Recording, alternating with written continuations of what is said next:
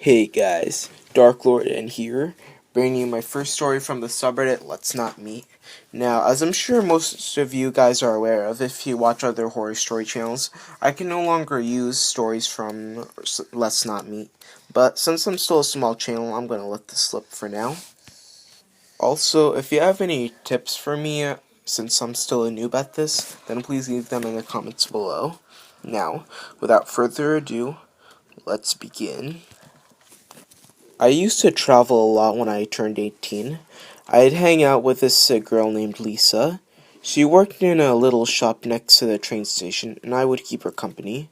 One day, I was in the shop with her, and this man, who I've never seen before, who looked like a bodybuilder, started hanging out around there. He introduced himself and said he worked at the car wash. I think he had a hard-on for Lisa, but Lisa only liked girls. For some reason, the car wash guy took a disliking to me. I can only imagine that it was due to the fact that I and Lisa would hang out a lot and he was jealous. I started getting these strange, deranged phone calls where he would scream and shout and rant down the phone. Most of these were saved on my voicemail. The next time I saw a car wash guy, he chased me into the staff room and pinned me against a wall. After this thing, only things got worse. I began to realize that he was mentally disturbed. The next time I saw him, he tried to prevent me from getting on the train to get back home. The cops came and talked to him whilst I got the heck out of there, but this would only piss him off even more. The next time I saw him, he followed me onto the train and back onto my hometown, where my friends were waiting as I texted them in advance to warn them I was being stalked. He came off the train and walked behind me 500 yards down the road, where luckily my friends were waiting. Like a coward, he ran away and I never saw him again. Car wash guy, let's not meet. Number 2. Now, about 4 or 5 months ago, I had a cup of coffee before going to bed at around 9 p.m. Now, normally, coffee does nothing as far as keeping me awake. On this particular night, however, I did not get one bit of sleep.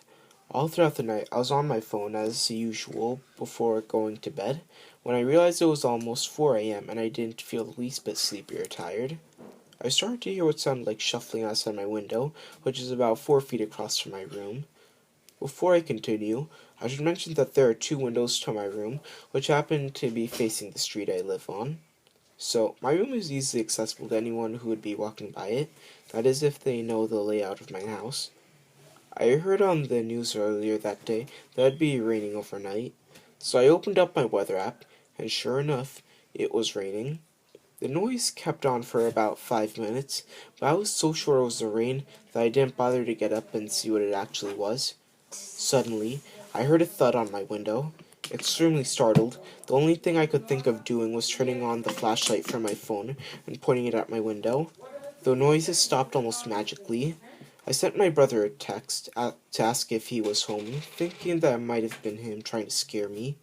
He said he wasn't, so I told him I heard noises outside my room, and suggested he keep his eye open when getting home. When I woke up that morning, I told my mom about it, and she thought it'd be a good idea to call my dad and tell him. I didn't know why, considering that there wasn't much he could do from work. That evening, when my dad got home from work, he walked over to my window, and sure enough, there, in the dried up mud, there was a set of footprints that were big enough to belong to a pretty hefty-sized man.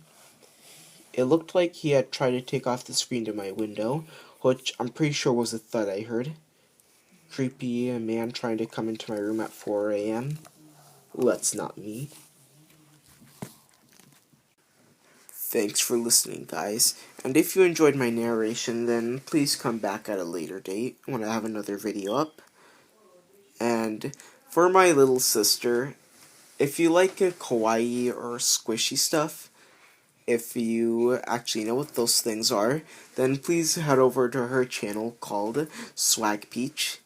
Now, thanks for listening, guys, and I hope to see you later.